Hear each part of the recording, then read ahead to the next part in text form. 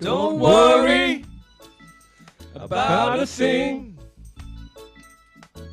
'cause Atticus Health will make you feel alright. Don't worry about a thing, 'cause Atticus Health will make you feel alright.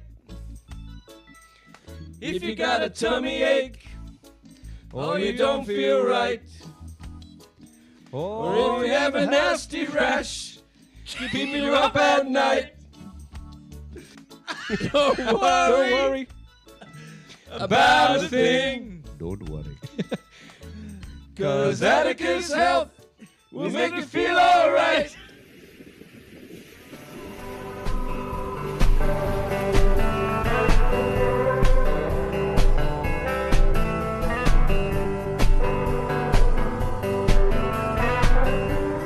I'm Ilana Razbash, and this is Radio Architecture.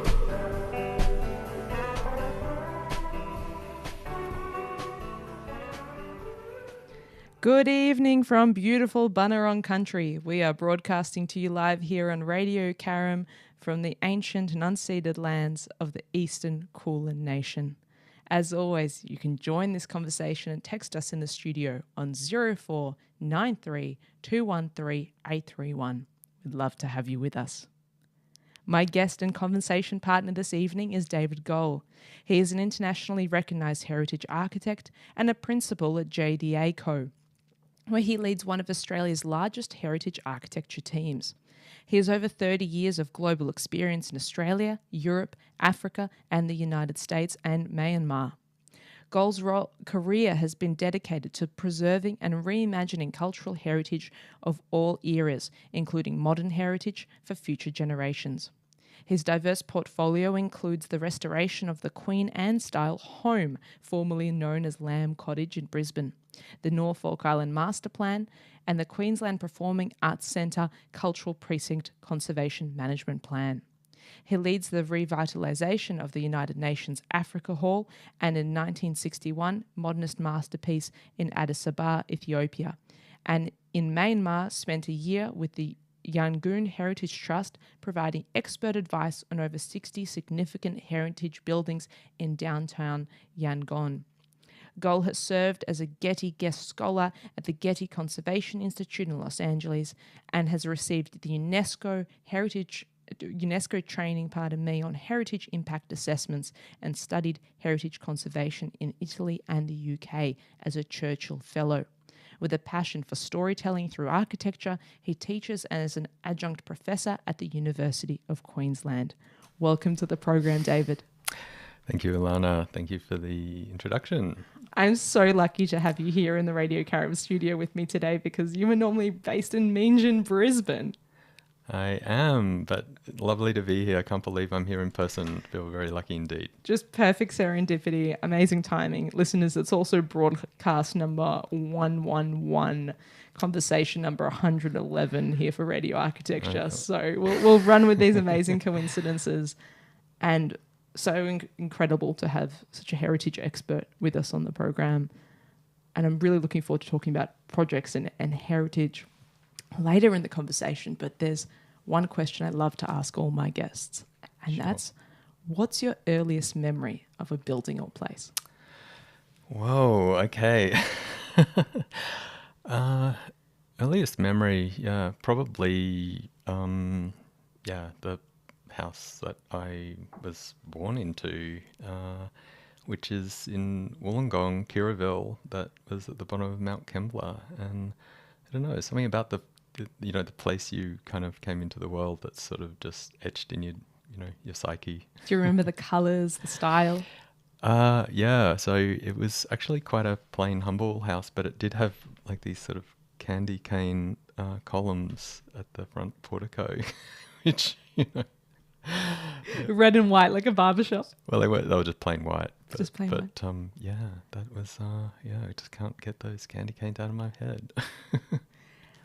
Growing up in Wollongong, had you met many architects before? Did you always know you would want to be an architect? Not really. I mean, we had some architects in our family, so there is actually another David Gole architect, which causes great confusion because he's in PNG. And yeah, so we had a couple of architects in the family, and also a naval architect. So funnily enough, the family were discouraging me from doing architecture. That's because, a classic, isn't it? Yeah, because they graduated in the in the 60s, and they had to kind of leave the country to get a job. But yeah, despite the family kind of trying to turn me in another direction, somehow I was just drawn to it, and really, I think it ultimately chose me. That's a common story, I think, for many professionals, that you don't pick your calling, and if it's right for you, it's right for you. Yeah, that's right. I mean, I didn't start till I was 22 actually, so had a bit of other Really? world What experience. What did you pursue first, or did you travel? Well, I did an arts degree, and that was great because it gives you that sort of that broader sort of grounding in a whole range of different things, and that included studying sociology and English and importantly for me, history actually. So I was sort of pleased that I had that grounding, because bringing that and travel, into architectural study, and also, you're a little bit older, so you've had all these different jobs, so, working in bars, in hotels.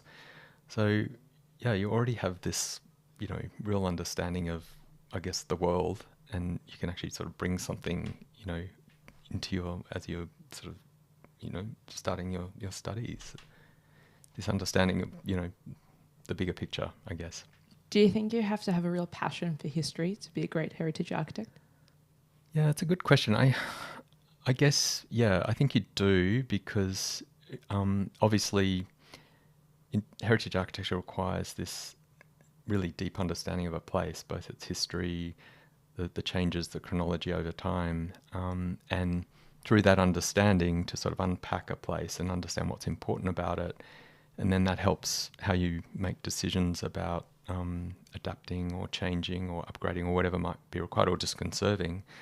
So I think you do have to have that interest and that passion for wanting to know and doing that deep dive and that sort of forensic approach. I think it's important. The forensics, and I'm really interested once we get stuck into talking about projects to find out some of your techniques, because it's ultimately a very different world to the projects I work on and my experience and realm. So I'm really curious to delve into that too. But just picking up on history and your learnings from that moment, you're also an adjunct professor, so you're an educator yourself as well. And this question of how do we fix or reform architectural education, and everyone always says it's something that needs to be fixed because it's not right, it's not perfect. Of course, it'll never be perfect. Ultimately, it's a working discipline and something we're living the question on. But what do you feel that, having your background in liberal arts, and particularly in the study of history, what would you bring to an ideal course? What would you include that isn't typically in the current curricula of study that you feel students should be equipped in? Yeah, look, I guess, well, I mean, a lot of courses obviously have a real academic focus, and I think that's great. But I think some, connection to, community and actually, being involved in an actual live project where, you, and, I know a lot of studios do that, but I think to actually have a real client and a sort of a real experience, because, find that a lot of graduates are sort of starting with, maybe too much of the, the theory and not enough, experience in connecting with people. Mm-hmm. And that's something that, of course you can learn over time, but I think that experience as a student would be really good. So a way of, I guess, getting architecture schools to join with community a little bit more. Did you in an ideal world? In an ideal world, indeed. Did you do the classic year out when you were studying? Yeah, I did actually. I studied for 3 years and then I went overseas again. So I lived in the UK, and that was really formative because I wasn't really sure of my direction at that time. And when I was in the UK, there was actually no work for architects at the time. Most of In the UK or in Australia? No, in the UK. In the Yeah, UK. yeah. So it was that was in 91. Yeah. So most Australians who were sort of doing what I was doing, working working in pubs. Excuse me. And I was just going every day. I was sort of turning up at the RIBA because I had nothing else to do, and because I had a great library, and they also had an employment service. So anyway, I was very lucky. I ended up through their employment service because I think they were just sick of the sight of me. They connected me. Our institute should do that.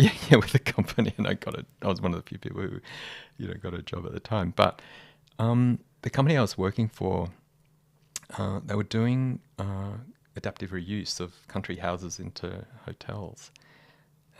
So I had this taste of adaptive reuse, and I guess it brought a whole lot of things together. My love of history, my very strong belief in sustainability as well, and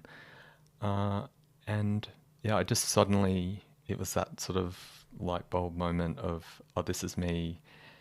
And so then I had to work out when I got back to Australia, how I was going to Combine that. Yeah, really. For our listeners, country houses are these great manor homes on enormous estates that have been in families for generation to generation, effectively castles. That's it. Yeah, and they can't afford to obviously maintain them. So by turning all or part of one of these big houses into a hotel, then it's a real sustainable model, because obviously the income helps then pay for the ongoing maintenance. So, and that's something that also stayed with me, because I'm also a believer that while of course heritage practice has the conservation component, you're looking after the fabric of a building, the bricks and mortar, and making sure it's you're doing the repairs and all of that. But at the end of the day, most heritage places have to bring some income in to be sustainable, and that's really important. And I learned that early on, which was also really helpful, because you just have to have that lens. Well, you have to be commercially minded if you want to advocate for the value of that conservation, right? And dispel myths that it might be too expensive to work on. Look, so much of my job is dispelling myths. And that's right. You do... look, a lot of heritage projects have to have a business case where, you have to be able to establish that there's value in, investing and putting that money in. And yeah, of course it goes beyond, that there's value, obviously, in terms of the cultural value, of course, as well. And it's hard to put a dollar value on that. So it's more than, there's a whole range of things that you've got to consider. But I think a commercial lens is just part of it. That necessary business case, does it almost make it easier to argue for the value of your work and your services? It absolutely, yeah. And because I guess in terms of who who might be your client, having different levels of understanding of the value of a heritage place, the value for one client to another, there's quite a spectrum. And for some clients, a commercial value is the only way you're ever going to get a project up, whereas other clients understand, the cultural value or the community value, and they, and then they kind of see that actually having a bit of a commercial aspect to it is also going to help them in the long term. So right now we're sort of, I think, in our cultural moment battling with the question of, it's cheaper to knock down rather than retain, repair, reinvest, and engage in that longer life cycle of renewal. Is that true? Is that a myth? Look, it can be. It can actually be cheaper to knock down and build something new, and that's a real problem to overcome. So obviously if something's on a local or state or national register, it's so safe. It's safe, it can't be knocked down. But it's all those other buildings, which sort of brings me to, modern heritage, and advocating for buildings from now our time, and that really maybe they're not listed, but maybe the community are saying that they actually want to retain these and they want to pass. They want these to be the places that they pass on to future generations. So there's that whole advocacy piece around what is modern heritage, but of course, it's often under threat because it's of just that problem of it is cheaper a lot of the time. Not necessarily. I mean, it depends on the building typology, condition, a whole range of factors. We certainly know that very well here in this part of Kingston and the coast. There were many modernist houses, and it's such a battle to decide to retain them. They're not listed. They're motivated owners. Some are by famous architects. Some are just by lesser known talented draftspeople and building designers.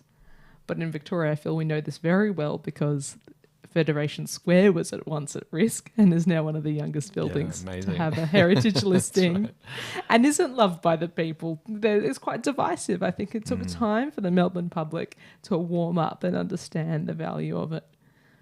So how do you manage these tastes and trends and opinions? Because good design and good architecture has to transcend all that and has to be resilient to these forces that could just make an irreversible decision. Yeah, look, that's one of the challenges. And I guess when, in terms of buildings that get listed, not everyone's going to agree. And, in terms of what people value and see as their heritage, the things you want to pass on to future generations, everyone's going to have a different opinion because people do have taste. And they bring that to, probably shouldn't, but I think it's really interesting because there are movements around the world where it is much more sort of, the bottom up, where communities define what's important and advocate for them, and ultimately, they can be listed, versus the sort of top-down approach of where, there might be a study that identifies, 100 places that should be on a register. So there's different ways of places being identified, I guess. Is there a sweet spot? Is there a nice sort of balance in between for us, or are we comparatively one of the younger countries in the world? We certainly have ancient Indigenous heritage, which we're very, very fortunate to have, but in formal built heritage in an urban context.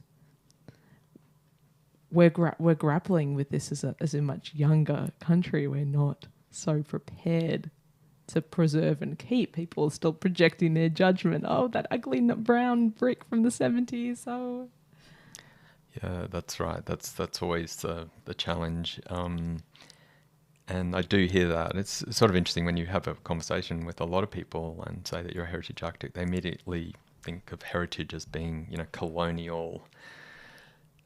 So yeah, you have to have a lot of conversations and try and expand, people's thinking in terms of what heritage actually is, and why they might value a place. And I guess, cultural, values can be a whole vast range of things, hence, when something's actually listed on a state or local register, it's against a whole set of criteria. So the criteria can be, just aesthetic or association with a, person, or, its role in terms of, a particular part of history. So there's a whole range of things. So yeah, I guess your question in terms of finding a sweet spot, I don't know that we'll ever really find that sweet spot, to be honest. I think it's just because it is so diverse, but I think, having a range of different ways that places can be identified is probably important. I think the structured approach where at different tiers of government, places are identified and making sure that those lists are upgraded, but equally having avenues for community members to advocate for what they think is their heritage, I think is really important too. And people to know how to do that. And I think that that's sort of not necessarily, some communities are quite organised in terms of advocating and others aren't. So yeah, that's another thing that maybe would be good to get those tools sort of out there for community members. That ties into a very important idea that real sustainability comes from a connection to place. Yeah, absolutely. Yeah, I think that's right. Yeah, people are only going to value a place if they make a very personal connection and they have to understand the place and something about it, why it's important to them and why it might be important to the future. So, you know, that storytelling about places is really key. And certainly, you know, in my role and, you know, the older I get and the in terms of my professional experience, the more I realize that, you know, you have to connect people, because often you sort of think, oh yeah, you know, I know about this place. It's great. Of course. Why wouldn't everybody else think it's great? But if you don't communicate that in a way that people understand, then they're not going to value it. And you have to take them on the journey if you want to bring that project into existence. Yeah, absolutely. And, you know, and the other thing is heritage is going to vary from place to place. So it has to be place specific too. You know, the heritage of a coastal community is going to be quite different to, you know, a rural community. And so it's sort of understanding those nuances as well. Where does memory come into it? Especially this kind of reminds me of when maybe the building of the place isn't automatically up for a heritage listing. Yeah, that's a really interesting one. I've been involved with some lost heritage actually. Yeah, I was working at the Gundagaya community at one point where the bridge there actually had to be removed because it was really dangerous. Amazing bridge. It was the longest timber road rail bridge in New South Wales, I think, before and the longest bridge I think before the Sydney Opera House was built. And you know, incredible experience in going over that bridge on the Hume Highway. So, you know, connecting Sydney to Melbourne and you know, if you did that drive as a kid, you'd sort of remember going over the bridge, as you know, the bridge timbers are moving and the bolts are sort of jiggling around. And so you had to engage with the community because the bridge couldn't be saved because, you know, it just wasn't practical or feasible. I think you know, it was 30,000 trees required to build the bridge in the first place. So you're a really big hardwood. So it was an entire forest. And the condition was such that, you know, in a flood event, it was built across a floodplain. It was going to be really dangerous. So it had to be removed. And then my job was how to memorialize lost heritage. So memory was so key. And in terms of the community engagement and the kind of stories of place, and it had to be memory from both, you know, the story, sort of historic story, but also the contemporary story about all the kind of funny antics that happened because it divided North and South Gundagai. And so, you know, you'd have these sort of meetings on the bridge or, you know, people under the bridge, of course. And yeah, but also memory in terms of the sound that people, of course, living in the town would also hear the traffic going across. And so they'd lost that. So it was a really interesting exercise and made me have a much deeper appreciation for the importance of memory, but also, you know, in terms of interpretation, that actually, you know, you can bring memory in with, you know, other digital formats and sort of put all that together and package it up into something that is actually meaningful for the community. What was the final design solution or output? I'm really curious to wonder what was the community left with then? Yeah. What was their gift of sorts? So the great thing is that some of the bridge was kept. So my fun job was to go to this massive stockpile of bits of bridge and kind of work out, well, what have we got here? And how could we use this in a meaningful way? So part of it was to have a physical representation. So obviously putting something back on the floodplain, that obviously had to be engineered because even while we're doing the project, it flooded multiple times. So we actually managed to we found one of the timber trusses. So the trusses are kind of what holds the bridge up, the big poles with the cross bracing. we found one that was actually perfectly intact. Oh, wow. And each one was numbered, so we knew where it was from. And it just happened that because the bridge is 1 kilometre long, so there's viewing points from the high points either side, but it just happened that it was kind of in the middle. So you could sort of create this really lovely kind of perspective of it either side. But what we did was we kind of created an area on the ground and sort of carved it out, and just a place where you could sit and you could get the perspective of this truss with something in front of you, so you could understand how it all kind of came together, and then the story of the bridge, so you could connect with something, you know, tangible. And then we did the digital part as well, where there was a 3D model, there was music, there's images. So yeah, so there was the whole memory piece sort of brought in, but I think having something physical and tangible was also really important. And what a creative solution in the end, because the bridge had to go. It was a serious safety risk, and we have to move forward, right, as a society, as a community, that it just naturally evolves. But to give time and place and space to this exercise, to this opportunity to preserve something. Yeah, that's right. And the community, you know, had a voice in it. So even went to the high school and talked to the high school students. I mean, everyone kind of, I set up on the sidewalk in Gundagai, and, you know, kind of people got to talk about it and what was important to them. So yeah, many professionals lament that they don't get such an opportunity to do stakeholder consultation and community engagement in their projects for whatever reason. Either timeline doesn't allow for it or budget doesn't allow for it. Is this common for you in heritage? Is something you're actually lucky to really be able to do in your practice? Yeah, look, it's true. I mean, you know, a lot of projects, definitely driven, you know, by time factors. So I think really, the best outcomes are the ones where you have that engagement, and really, you know, can bring the community along and understand, you know, what they'd like to see and incorporate that in. And particularly when often heritage projects, you know, they're often very, you know, prominent locations, and they're iconic. They're places that people, you know, kind of really value, and they don't want to see them change. So you have to be able to communicate, you know, why or what you're doing and why you're doing it.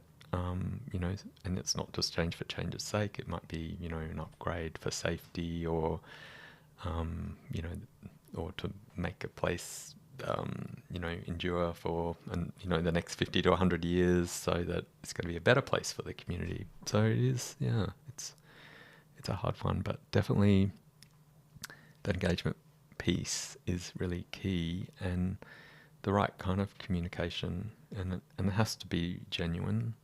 So I think people can see through the kind of the token, oh yeah, we've done the tick box. The astroturfed exercise, yeah. That's it, yeah. It always becomes very, very obvious. And as you mentioned, high-profile projects, of course, your work on the master plan for QPAC, for the Queensland Performing Arts Centre, that whole complex. It was the Conservation Management Plan. Management Plan.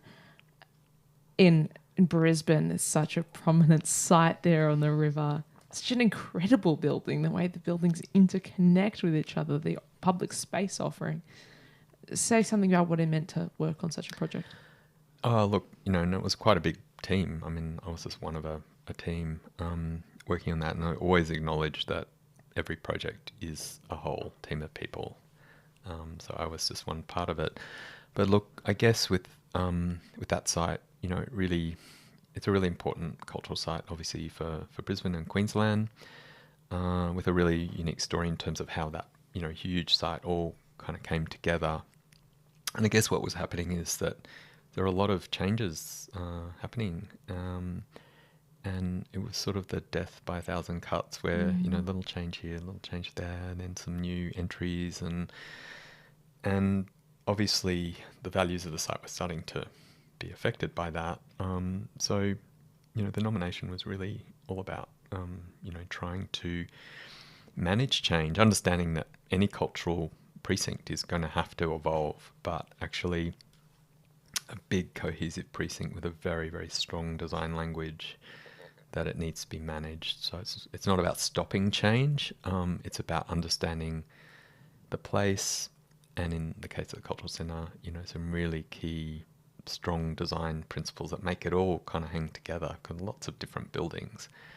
But just by understanding that and then knowing what to value, and then how to then make change based on that understanding, that's really the key. But big responsibility to work on projects like that, where they are iconic for the community, and a lot of people want to see it stay the same, but understand that it does need to keep evolving. It's almost Barbican-like. It is actually. It's probably more than just being state significant. I think it's like nationally significant. Certainly, I think so. Yeah. For the East Coast. And I mean, really great architecture is about distilling down to what's that one really important big idea where the design intent sits that you have to fight for and carry through and bring into existence. What's the most important part of the building? But you're in a way doing that backwards. You're going forensically when you're working on such projects in the conservation heritage plans. You're saying, what's the one big idea I need to keep so that when they alter and evolve, the most important bit is protected? That's right. Would you say that's... Yeah. Look, absolutely. And with the Cultural Centre, there's about 5 really key things that you just had to, whatever you do, just pay attention to those 5 things and it'll all be okay. Top priorities. What does good design mean to you? Look, good design, I think, means that the people who are using the place, they value it. It improves their life in some way. It might uplift them. It might make them feel better. It might help them heal. But I think, good design is actually the user making, a response to that design, and that it actually does something positive, for them and their community around them. So I think for me, it's all about the user. It's all about the people. It's all about the people, yeah, totally. Yeah, architecture is about people. And they're the ones that are going to look after it, right? Coming back to this idea for us, right? We're recircling on the notion that sustainability comes from real deep sustainability comes from a connection to place. And if it's connected to place and you do a really good job of it, people will want to protect the building and conserve it look after it and preserve it into the future. And so that's how you get these hundreds of year-old buildings that are arguably some of the most sustainable because they've been protected. Then the opposite of that is it's designed for disassembly or buildings that might decompose. And so there's a lot of experimental schools of thought of, well, what if we grow a building out of algae or mushrooms or whatever these materials might be? What's your reaction to that kind of camp of sustainability, the one that will disappear to nothing or the one that will stay with permanence for us? Yeah, no, it's a really good line of thought. And I mean, obviously, people, by using buildings, they look after them, and naturally if they're connected to them, they'll look after them. So I guess to your question, for buildings of the future, how do we connect people with them to ensure that they will value and look after them? And that's and I guess we're in a funny time at the moment where cost of building is so high. So where, for example, prefabrication, is really very popular now, and there's so many companies doing prefab buildings. And are they going to be buildings that people want to keep? Are they going to make a connection to them because they're built quickly? I guess they're built sometimes cheaply because that's the affordability issues. They're impersonal, that's for sure. Yeah, that's right. So you do wonder, I guess people are making, a lot of heritage buildings have attributes that people connect to. It might be aesthetic or, some qualities about the spaces and the light and the way that it makes someone feel. Whereas I wonder with some of these less permanent solutions, are people ever going to feel that connection? So that's going to be the challenge with whatever the typologies of the future are. Is how do you, are people going to connect with them in a way that ever be the heritage of the future? And what legacy does that say about Yeah. our culture and our society and the importance of that building into the future? What is the legacy that we're leaving to the future about what we value? What are the messages that we want to pass on? Yeah, I think that's right. I mean, yeah, legacy is something I think about a lot actually. And, certainly I've been lucky enough to work on projects that really are legacy projects, and they've been invested in, and they've got big communities who you can see have engaged and will sustain them, and want things to grow and happen and prosper. So that is really, it's really important. That it's not just about individuals; it's about whole communities of people who want that legacy piece. So far in 30 years of work in this heritage space, is there a building that really stands out for you as a memorable favourite? And I know they're all your babies, and I know you can't pick a favourite child, but one that you might say has been the most significant project you've worked on or restored. Well, probably Africa Hall, I think, is the most significant that I've been involved in.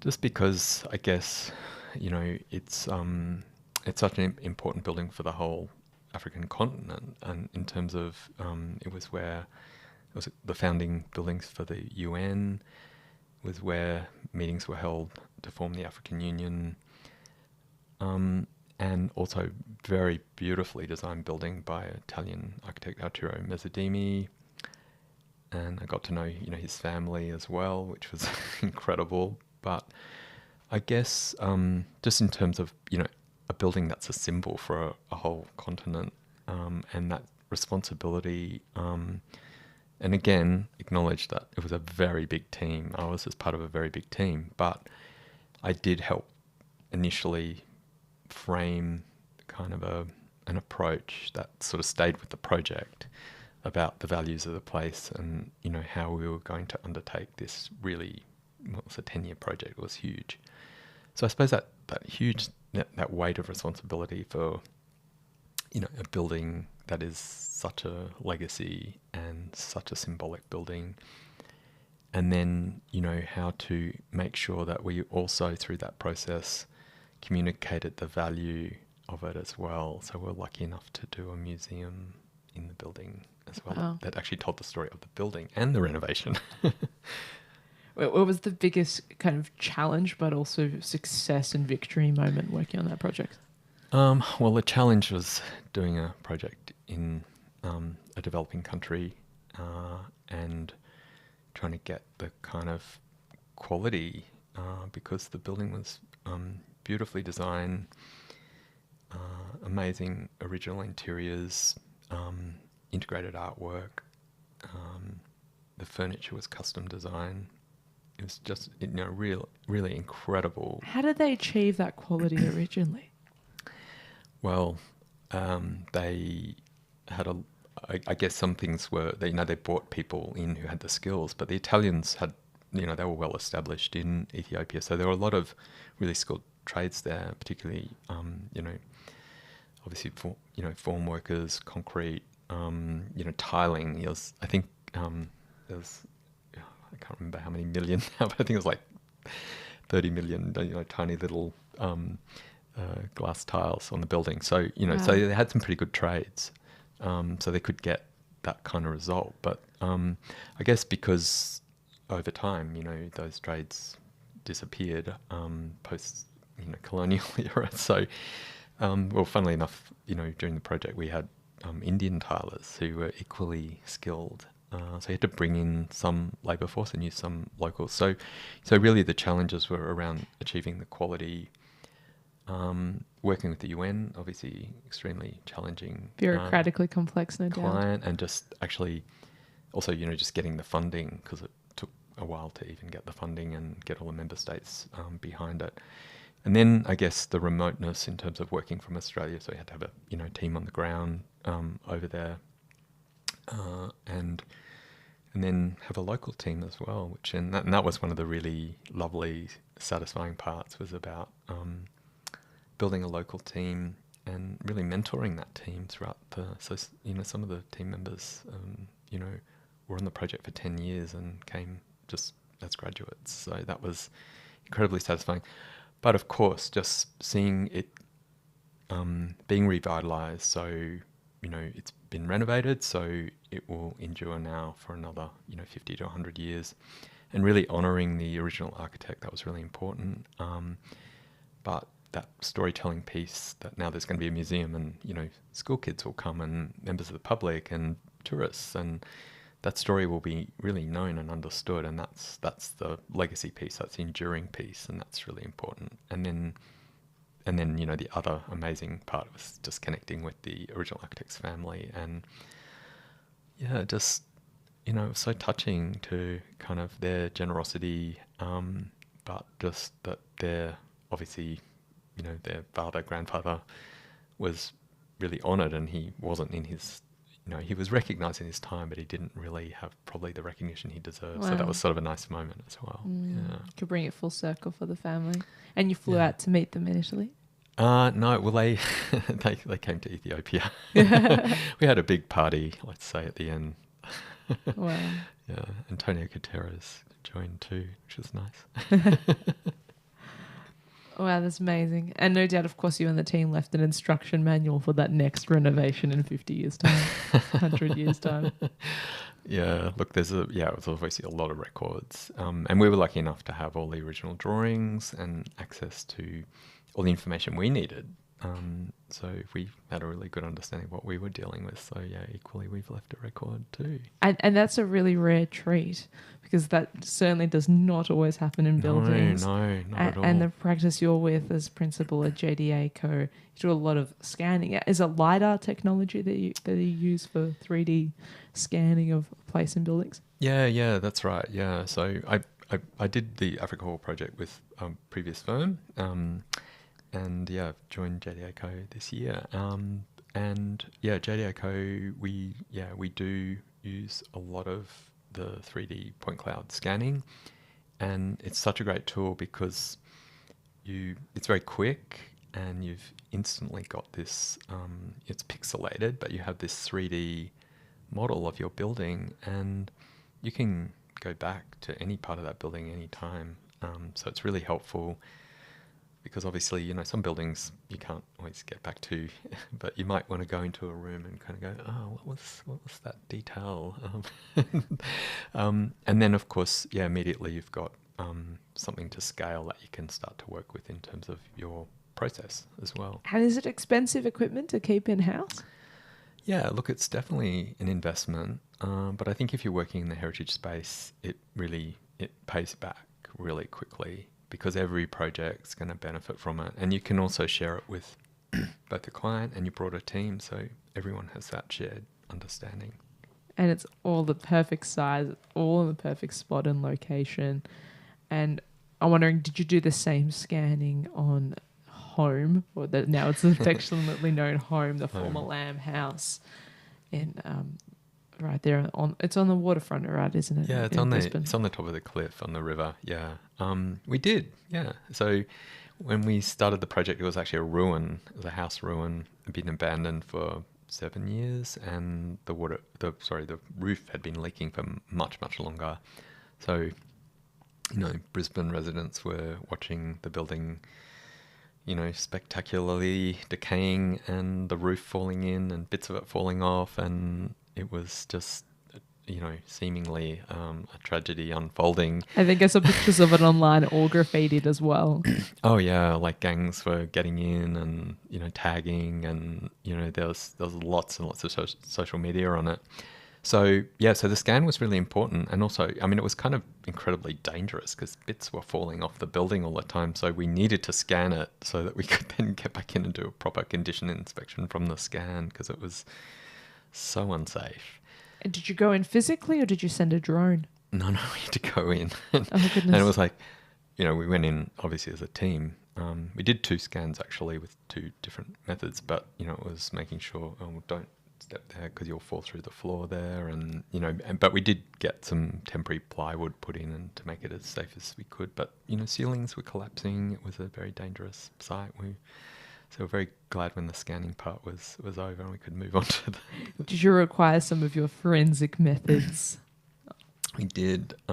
Look, I guess because of the condition of the building, it did, and knowing that we were going to have to do a lot of repair, so we did have to do a lot of investigation. So, the analysis of the mortar, really inspecting all the plaster work, identifying all the different timbers, because we knew we'd have to replace timber. So we were, well, let's ID it all. So if we have to replace them, we know, we'll try and find the same species if we can.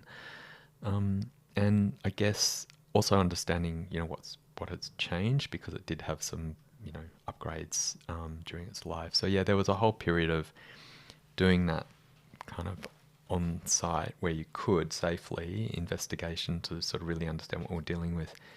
And we ended up with this beautiful big box, because we took little samples of everything, including all the paint colors, all the different layers of lino, all the different carpets, and we made this little gorgeous box actually and gave it to the client. And so that was sort of our investigation sort of encapsulated. But it was really helpful in terms of then making decisions moving forward. If all the many little bits of forensic samples, trying to piece back together those stories. But it's such a significant building for Brisbane. Was it well documented? Was it well preserved in that way? In terms of the information or some of the stories that you work with? Yeah, look, I guess we, the original architect was his, I think it's 5 great grandsons, if I've got it right, 4 or 5. Anyway, they're still in practice, Wilson Architects. So we're really lucky because they had the original working drawings which survived a fire. Their office had a fire and water coming in, and somehow, from the fire trucks, somehow these drawings managed to survive. And then we also had access to the library of the original architect, and so we could get some understanding of maybe some of the fittings that he was looking at and some of his influences. So that was really helpful as well. It's such unbelievable photos, actually, in terms of before and after. It's such a transformation. Listeners, do not worry. We will share them on Instagram on the follow-up post. It's probably one of the most transformative restorations I think I've ever seen done in Australia. Yeah, look, and I guess we're really lucky to have a client who was really prepared to go on that journey, because I think everyone else would have run a mile. But they had another A.B. Wilson house. And they were very passionate about A.B. Wilson, but also very passionate about Brisbane and Queensland architecture. And you need those people who are really prepared to take it on, because there's so many unknowns. But it was such an icon for Brisbane. So yeah, really nice to have the outcome we have. No doubt the business case is there and the value is there, right, for such a property in such a location. Is that what helped get this project up off the ground as well?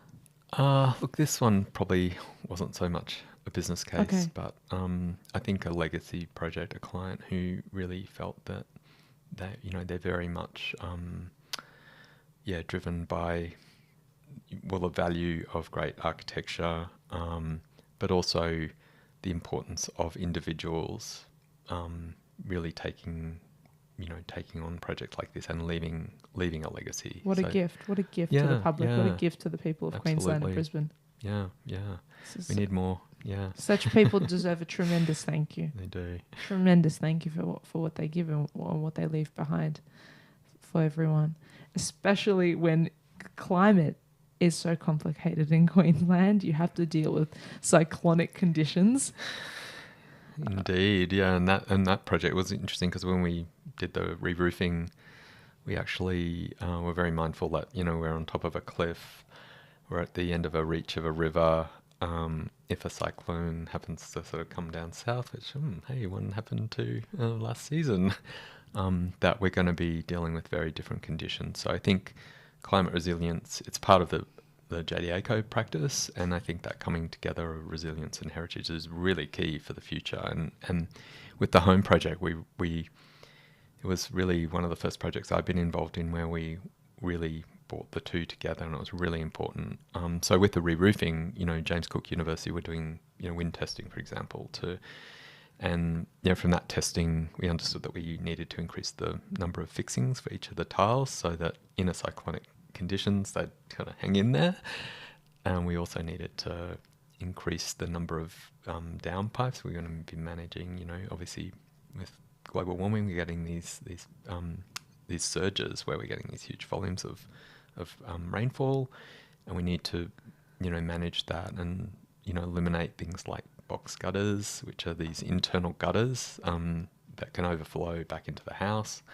So there are a lot of decisions made on resilience, increasing resilience and overcoming some of those challenges. And JDACO has been particularly looking into these designing and adapting for climate plans and strategies for the state government. New South Wales and Queensland have certainly been dealing with the sort of flood conditions that we can't imagine here in Victoria.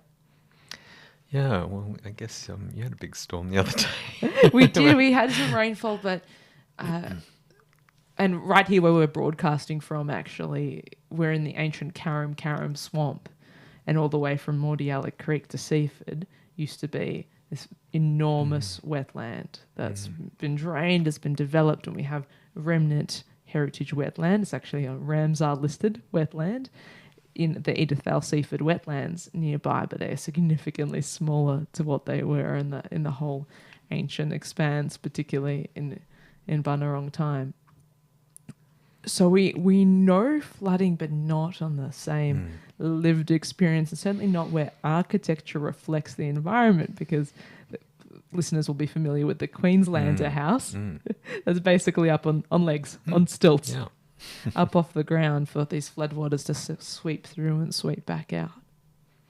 Yeah, that's right. And I think, it's been sort of really interesting bringing, I guess, the two disciplines together of resilience and heritage, and really understanding that a lot of heritage buildings have some resilience already built into them. And so I think, again, that forensic that we keep coming back to, when you're looking to upgrade a heritage building in terms of climate resilience, just making sure that, you're understanding the materials and which ones, like the good hardwoods that can easily get wet and dry out, but also understanding what's not working. So, some buildings had downpipes that are sort of built into the building. So, you might not have enough means of managing big volumes of water getting off the roof. So it might mean some changes where you got to put extra downpipes, but then it's sort of saying, well, okay, if you do that, put them in places where then, they're not highly visible, but equally do it in a way that they're obviously contemporary. So there's lots of challenges, but we're sort of, and it's new territory really. So we're sort of working it out and trialing and testing. But that's, again, it comes back to, that process of understanding and responding to a place and why it's significant, what's significant about it. You always come back to that. I'm always fascinated, though, by these really tried and tested methodologies that are going to be our, I think, eternal materials that great architecture will always be interested in, or will always want to work with, brick and block and masonry and concrete, because it works, because it's permanent. And you're really on the frontier and the front line of seeing that in action in some really extreme conditions. Yeah, that's right. Yeah, and it's amazing how some of those materials, those really robust materials, are so forgiving, and home was a good example where the house looked like a complete wreck. Roofs were falling in. There was just, it was just debris everywhere. But actually, if you kind of looked past all of that, actually the brick core was really sound and had been very sort of forgiving. I mean, things were starting to pull at the bricks and try and pull it apart too, but still, there's definitely some robustness to some materials, and they're very forgiving. Is there a favourite on that checklist for you? What would be your go-to, your greatest of all time? Material. Yeah. I've got a soft spot for timber, and look, some of the resilient timbers. I mean, obviously Australia has amazing timbers, but some of the hardwoods, you can leave them outside for 50 years and they're still kind of okay. But also, there's some amazing, rainforest timbers as well, like crow's ash and beech that, used on decks and boat decks, and, they're just really beautiful timbers with beautiful grains, and they're just so enduring, but very slow growing. Yeah. Those tough sustainability questions again. Yeah, well, I've been planting my own rainforest at home, so I've put a few beech trees in, so maybe someone in 100 years will be very happy. We'll be very happy to have that gift and very happy to receive it. Well, that's legacy, all right? That's architecture, that's heritage work to work with it and shape the future and craft the future. Where do you see the heritage architecture going, or even kind of maybe the broader discipline, when we have such a skills shortage, such a labour shortage of talented craftspeople, or even just decent trades, seems nationally is quite a challenge? Yeah, look, it's a great question, and it's such a huge issue, and it's not only the trade shortage, but it's the cost. And I think getting any heritage project up is really tough. Back to the business case point. And then when you do get it up and get the go-ahead, and then it's actually finding the trades. And, in some cases, there might only be one or two people who actually really have the skill. So I think it's there's a whole lot of things that we need to be considering if we're going to have a future in terms of, built heritage conservation. And one of them is, that real investment in encouraging, younger people to go into these very, very highly skilled trades, like, being a brick conservator, or, there's so many. Are we going to have to ship people out from Europe to do our restorations in say 30 years' time, 50 years' time?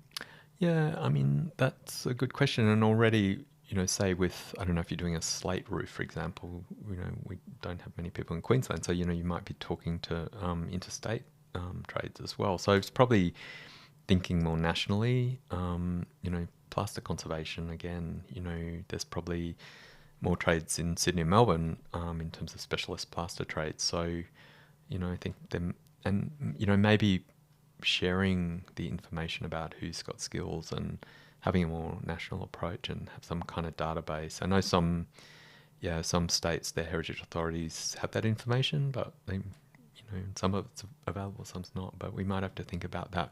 But there are international bodies like APT, the Association of Preservation Technology. They're really trying to address this, and and I guess they invest in a lot of training. So we do have some really great training in Australia, actually, and that's available to both architects and professionals, but also to the trades. So down in Tasmania, that usually happens sort of once a year. So there's things happening, but probably not enough when we know what's coming. Such a body of work, David. So many projects we discussed this evening, and didn't even really get to touch on your travel and your experience abroad and additional training, as you say, that you do overseas. And I'm mindful of the time, so we'll have to ask my last question. And that's, what gives you hope? What gives me hope is, I see there is a new generation of emerging professionals who are actually really passionate about,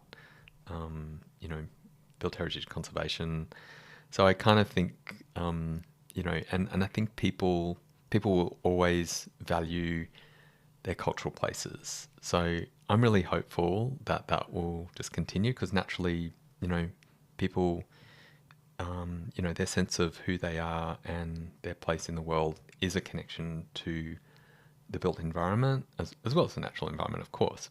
But I think it will continue, and I'm really hopeful because I see this new generation who are equally passionate as I am. So I think, I'm going to pass the baton to them. Awesome. Thank you so much for joining me on the program, David. Thank you, Ilana. It's been a pleasure.